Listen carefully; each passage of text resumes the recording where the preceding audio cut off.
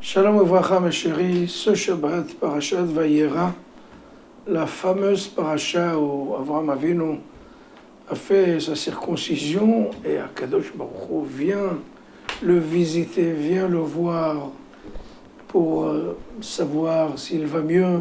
C'était son 3e jour de sa Brit Mila, donc il était assez endolori. Et Akadosh Baruch Hu, avec tout son honneur, est venu le visiter. C'est énorme. Et Avraham Avinu qui regarde dehors, il voit 3 personnages.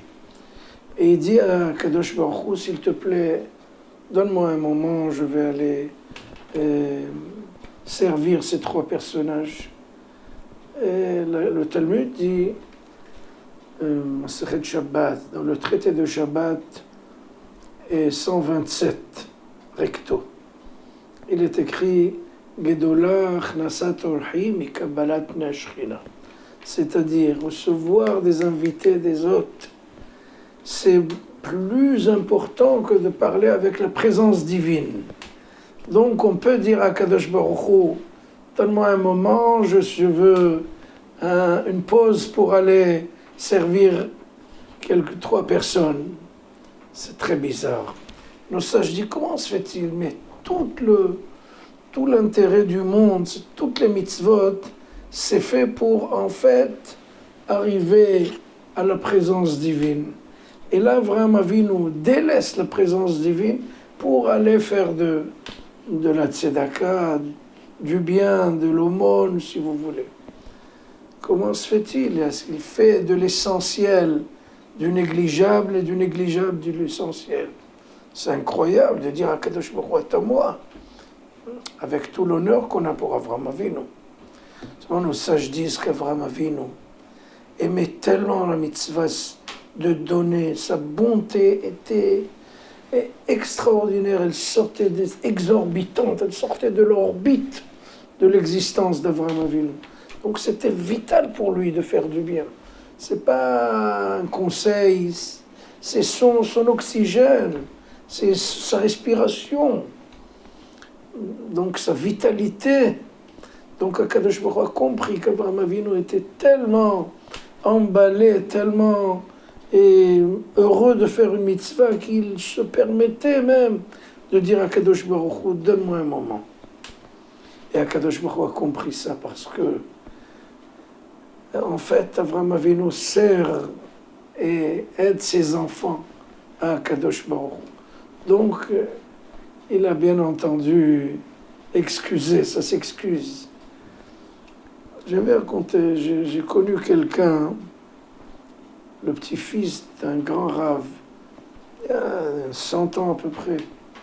Son petit-fils avait le même nom que lui, le rave Zelig Braverman.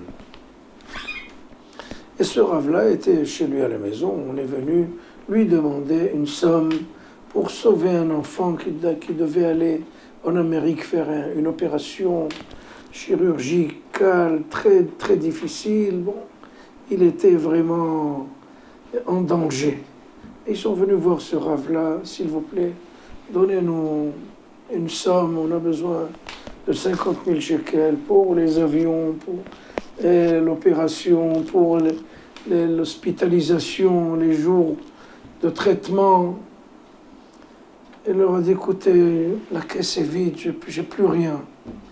Ils ont quitté, après quelques minutes, ils le voient en train de les poursuivre. Revenez. Il lui a dit, mais vous n'avez plus rien. Il leur a dit, écoutez, allez chez quelqu'un qui est un grand commerçant, demandez-lui 50 000 shekels, et moi je lui rendrai. Il leur a donné un petit mot, lui ont donné, il a dit, bon, d'accord, je compte sur lui. Le Rav Braverman est un grand tzaddik, je vais compter sur lui.